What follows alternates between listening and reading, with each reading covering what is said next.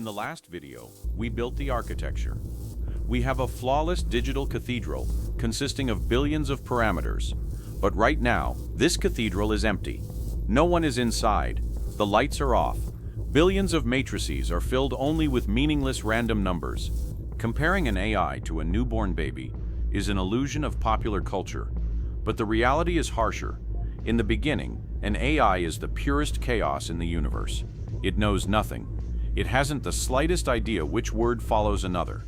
For the AI, the word dog and a hydrogen bomb are mathematically identical. So, how does a genius capable of synthesizing all the world's information emerge from this chaos?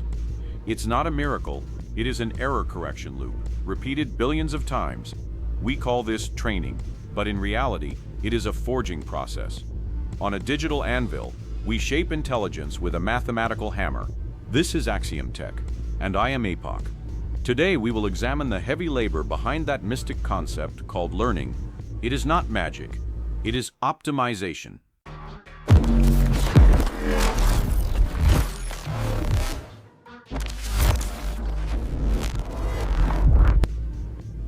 For a system to learn, it must first know how much it is wrong or how many errors it has made.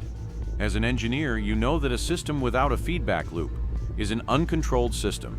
In AI, the name of this feedback is the loss function.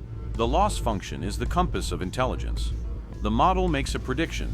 For example, it completes the sentence, "The weather is very," as blue. However, the target is beautiful. This is where the loss function kicks in. It measures the semantic distance between the target and the prediction. The greater this distance, the heavier the penalty. One of the most popular methods we use is cross-entropy loss. This function measures the difference between probability distributions. It doesn't tell the machine, "You were wrong," or "You made a mistake." It tells the machine, "You are exactly this many standard deviations away from reality." But knowing the error margin is not enough. An engineer is not satisfied with just knowing there is a fault. They must find which component caused that fault. This is where one of the most powerful algorithms in history comes into play. We said there are billions of parameters in the brain of an AI. Well, when a mistake is made, which parameter is responsible? Which one said hydrogen bomb instead of dog? We cannot blame them all at once. We must distribute the guilt according to their share in the error. We do this with the backpropagation. If a parameter is increasing the error, its influence is reduced. If it is decreasing the error, its value is increased. Vice versa. This is like finding a radio station with fine adjustments. But imagine having billions of knobs and having to turn each one simultaneously in perfect harmony. Backpropagation is the way intelligence takes responsibility. If this algorithm didn't exist, our model would drown in a massive pile of data. But distributing the error is not enough. We also need to know which direction to turn those knobs. Now, imagine yourself as a blind climber.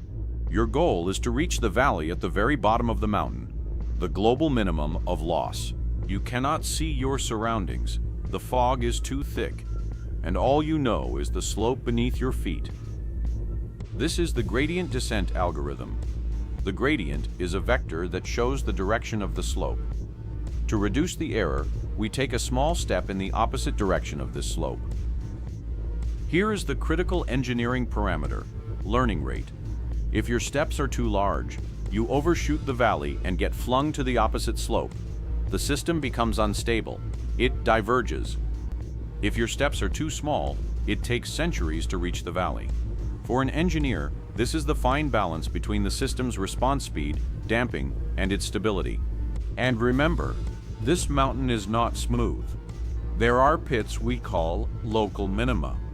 Sometimes the model thinks it has reached the real valley and gets stuck in a pit.